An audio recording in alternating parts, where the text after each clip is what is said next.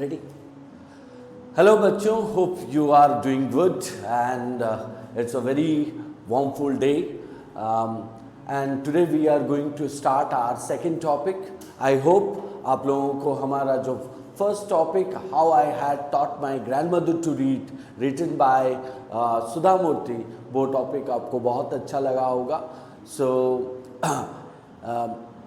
अभी हम चलेंगे सेकंड टॉपिक के ऊपर जो कि भारत आर लैंड है. ये एक पोएम है, ये क्लास 9th का सेकंड टॉपिक है और ये पोएम मीन्स पैट्रियोटिज्म के ऊपर दिया गया है.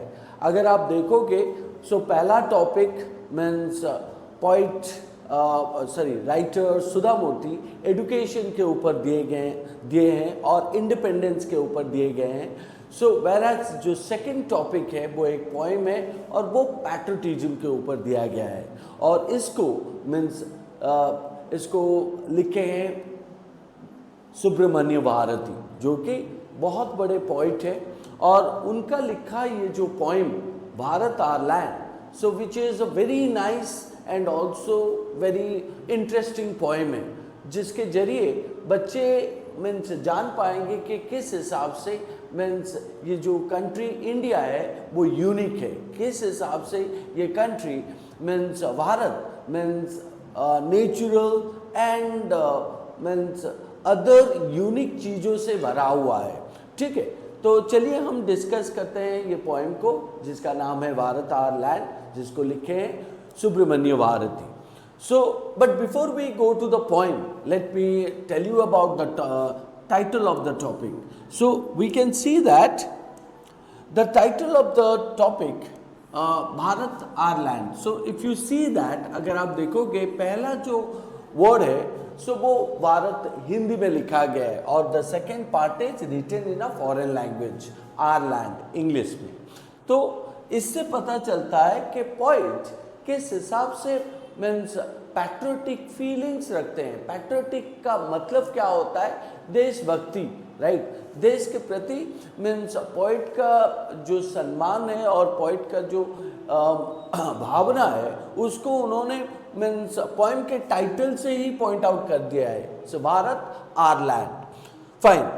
सो before we jump to the text और before we jump to the poem, let me discuss some of the reflect and respond based question. So what is that reflect and respond?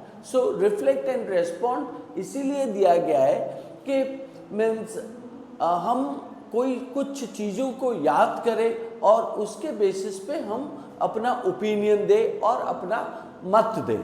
सो इसीलिए दिया गया है रिफ्लेक्ट एंड रेस्पॉन्ड. सो यहाँ पे आपको एक question पूछा गया है, recall the lines of the national anthem. So I hope आप सबको हमारा जो देश का नेशनल एंथम है, राइट. सो और हम जिसको कहते हैं जनगण मन, ठीक है कि नहीं. सो यह हमारा नेशनल एंथम है. सो यहाँ पे कहा गया है कि हमें उसको याद करना है, उसके लाइंस को याद करना है और कंप्लीट द टेबल. कौन सी टेबल? ये जो टेबल आपका दिया गया है. सो इसमें बहुत सारे मीन्स कॉलम्स है. पहला कॉलम पूछा गया है स्टेट्स और प्रोविंस के ऊपर. दूसरा कॉलम पूछा गया है माउंटेन रेंजेस के ऊपर. तीसरा कॉलम पूछा गया है रिवर्स के ऊपर. ठीक है, तो आपको करना क्या है ना, आपको ये देखना है कि जो हमारा नेशनल एंथम है तो उसमें और उस पोएम में और उस एंथम में मीन्स जो स्टेट और प्रोविंसेस का नाम दिया गया है, जो माउंटेन रेंजेस का नाम दिया गया है या तो रिवर्स का नाम दिया गया है, उस सबको आप इस टेबल में फिलअप करोगे, 3 कॉलम में फिलअप करोगे. ठीक है, जैसे कि अगर हम वो नेशनल एंथम को रिफ्लेक्ट करते हैं जिसमें दिया गया है जनगण मन अधिनायक जय है भारत भाग्य विधाता पंजाब सिंधु. ठीक है, तो यहाँ पे आपको क्या मिल रहा है? सो पंजाब.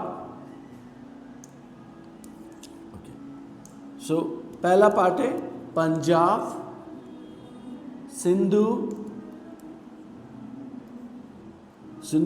गुजरात मराठा, तो ये आपका स्टेट्स और प्रोविंसेस मिल रहा है यहाँ पे, गुजरात, मराठा, उत्कल द्राविड़ बिंद। तो उस हिसाब से अगर देखा जाए, उस हिसाब से आपको यहाँ पे स्टेट्स और प्रोविंसेस मिल रहा है, ठीक है कि नहीं। तो उस हिसाब से माउंटेन रेंजेस भी मिलेंगे। तो अगर ये नेशनल एंथम को हम पढ़ते हैं, पंजाब, सिंधु, गुजरात, मराठा, उत्कल द्राविड़ बिंद, सो एंड माउंटेन रेंजेस के हिसाब से आपको यहाँ पे हिमाचल भी मिलता है, ठीक है कि नहीं। एंड रिवर्स के हिसाब से अगर मैं मीन्स एक एग्जांपल लूँ तो गंगा के बारे में भी दिया गया है, यमुना के बारे में भी दिया गया है, ठीक है कि नहीं। सो उस हिसाब से यहाँ पे जो आपको और भी मीन्स बहुत सारी चीज़ें उसमें मीन्स याद आएंगे और उसमें मिलेंगे, जिसको आपको इस पर्टिकुलर नेशनल एंथम जो बॉक्स पूछा गया उस बॉक्स में आपको देना है, ठीक है। सो जिसमें आपको स्टेट का नाम देना है, माउंटेन रेंजेस के नाम देने हैं और रिवर्स के नाम भी देने हैं, जैसे कि मैंने कुछ एग्जाम्पल यहाँ पे लिखा है, ठीक है। चलिए अभी हम सेकंड पार्ट को चलते हैं। सेकंड क्वेश्चन क्या पूछ रहा है हमें? सेकंड क्वेश्चन ये पूछ रहा है, work in pairs, discuss what the words जय है in the last 2 lines of the national anthem convey. तो आपने वो जब वो नेशनल एंथम मीन्स गाया होगा तो उस नेशनल एंथम में मीन्स जब हम गाते हैं तो उसके लास्ट के जो लाइन्स होते हैं, जय है जय है जय है, ठीक है कि नहीं। तो वो जय है का मतलब क्या पॉइंट आउट करता है कि last 2 lines of the national anthem what does it express. So convey का मतलब होता है कि ये क्या एक्सप्रेस करवाता है, ठीक है कि नहीं। ये एक्सप्रेस करवाता है कि किस हिसाब से मीन्स हम अपने भारत के लिए गर्वित हैं, और it expresses that we are so proud for our country, right. And we always wish, हम हमेशा विश करते हैं कि हमारे कंट्री का जय हो और द कंट्री शुड कन्क्वेट। सो कन्क्वेट का मतलब क्या होता है? विक्ट्री। सो कंट्री हमेशा जीते हर चीज़ों में, हर मीन्स वॉर में, हर मीन्स हर एक चीज़ों में मीन्स कंट्री का जय हो, वही ये नेशनल एंथम एक्सप्रेस करवाता है, ठीक है। तो चलिए थर्ड क्वेश्चन को चलते हैं।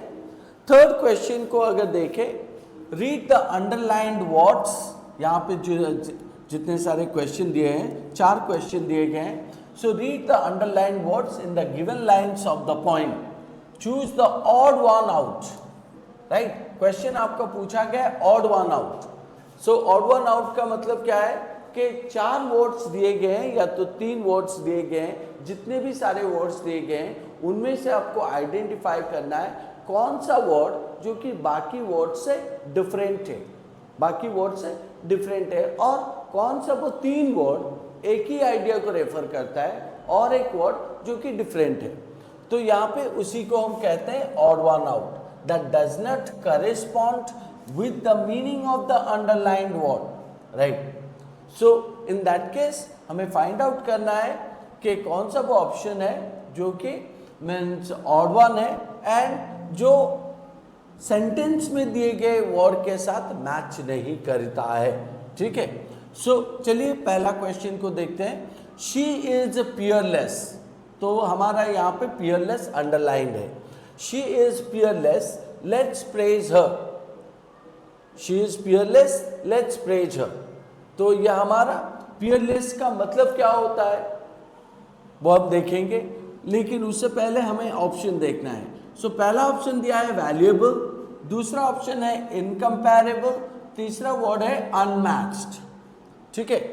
सो पियरलेस का मतलब हमें ढूंढना है, बट उससे पहले हमें देखना है ऑड वन में कौन सा वो ऑप्शन है जो कि ऑड है। तो अगर मैं यहाँ पे देखूं वैल्यूएबल का मतलब क्या है ना, वैल्यूएबल का मतलब something which is unique, right, something unique और कॉल्ड एज अ प्रीशियस, है कि नहीं, जो कि मूल्यवान है, राइट, और मीन्स यूनिक है। Whereas अगर मैं यहाँ पे इनकम्पैरेबल अनमैच्ड को देखूं तो इनकम्पैरेबल एंड अनमैच्ड का मतलब सेम ही है। तो अगर ये दो वर्ड सेम है तो यही वर्ड ऑड वन है, ठीक है कि नहीं।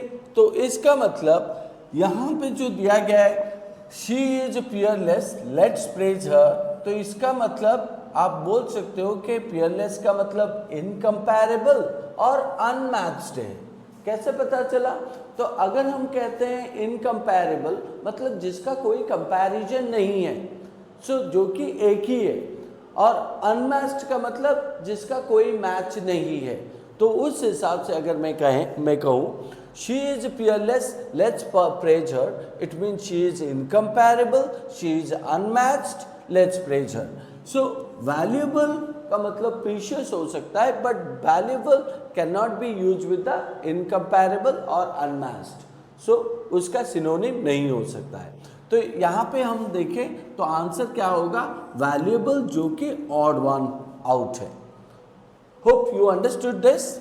चलिए सेकेंड पार्ट को चलते हैं और सेकेंड क्वेश्चन को चलते हैं। सेकेंड क्वेश्चन में पूछा है मेनी अ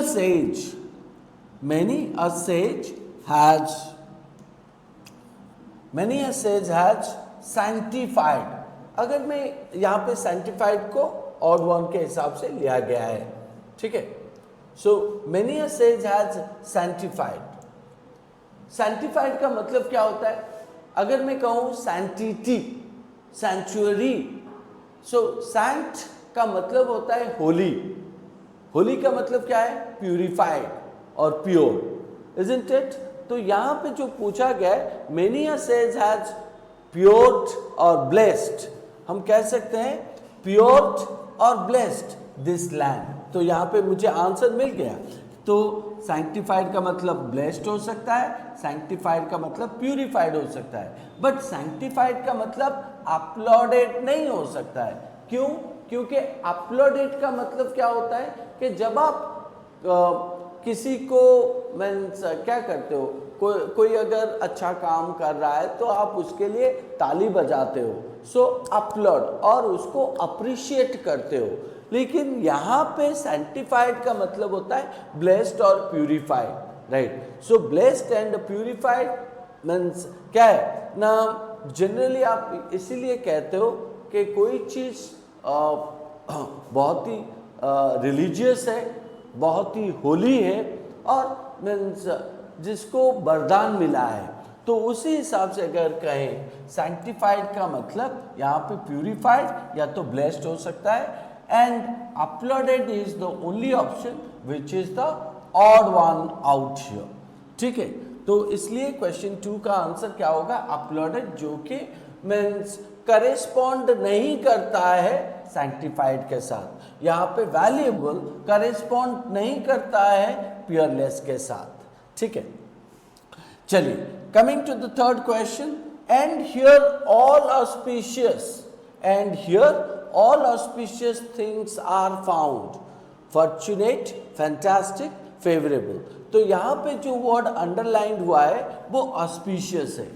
तो इन दैट केस यहाँ पे पॉइंट क्या बोलना चाहते हैं कि ये एक ऐसा जगह है जहाँ पे जितने भी सारे मीन्स ऑस्पिशियस थिंग्स हैं जो कि मिलता है। सो ऑस्पिशियस थिंग्स क्या होता है और किसको रेफर किया जाए? क्या ये फॉर्चुनेट है? फॉर्चुनेट का मतलब क्या है? That something called as a luck. Fantastic का मतलब क्या है? एंड फेवरेबल का मतलब क्या है? और तीनों में मीन्स कौन सा वाला जो चीज है वो ऑड वन है? सोचिए।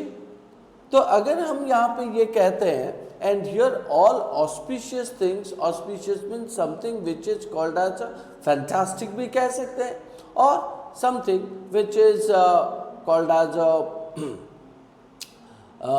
फेवरेबल। बट ये फॉर्चुनेट तो नहीं होगा। फॉर्चुनेट का मतलब समथिंग विच इज लक को रेफर करता है।